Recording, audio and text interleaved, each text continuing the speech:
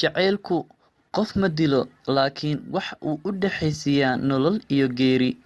Runtii in aad wax jeclaato waxa ay kugu qaadanaysaa ilbiriqsi, balse ruuxa aad jeclaatay in aad hilmaamto waxa ay kugu qaadanaysaa cimrigaaga inta ka dhiman. Cimrigaaga inta ka dhiman. Adiga hadda ilama joogtid, aniga waxaan dareemayaa kelinimo aad u baahsan.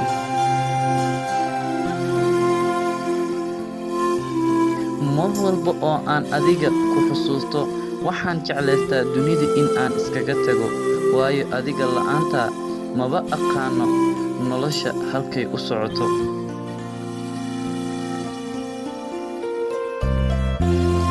Nolosha adiga la'aantana waa sida geed qalalan oo aan wax miro ah lahayn.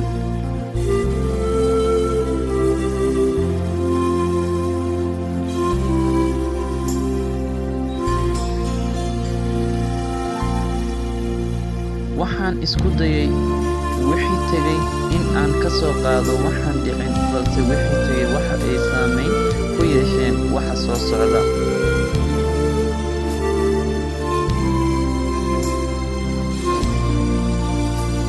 Runtii waxaan kuu xiisay in ka badan inta ay maskaxdaada qiyaasi karto.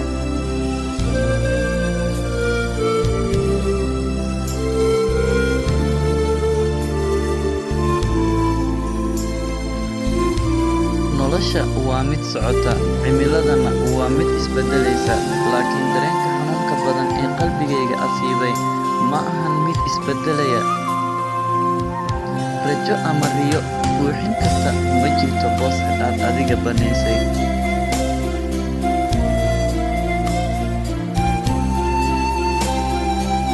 Xanuunka aan ka qaaday maqnaanshahaaga waxa uu isku beddelay cudur aniga igu dhex nool.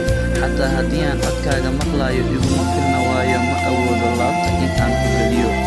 Waxaan naftayda ka ballan qaaday in aanan kuu ilmeyn, haddana mar walba oo ay xusuustaada maskaxdayda ku soo wareegto, waxa iga soo daadato ilmo qabow. Xagee aadeen waqtiyadii aan soo wada qaadanay? Haddeese ma la soo celin karaa?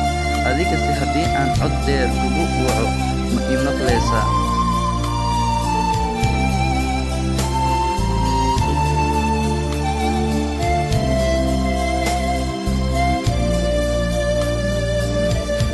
Halkii aan ku kulmi jirnay, halkii aan ku kulmi jirnay, halkii aan ku kulmi jirnay. Kelmadaha kuwooda ugu macaan aan isku dhaafsan jirnay, kelmadaha kuwooda ugu macaan aan isku dhaafsan jirnay, ayaan weli joogaa kuguna sugayaa, ayaan weli joogaa kuguna sugayaa adiga.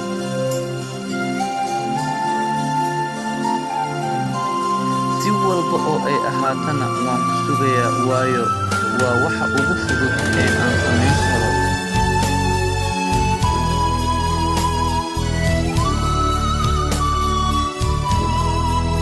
Gacaliso haddii uu cimrigayga dayacmo, adigana aan ku calfan waayo, nolosha aan soo wada qaadanan ku qancinayaa naftayda.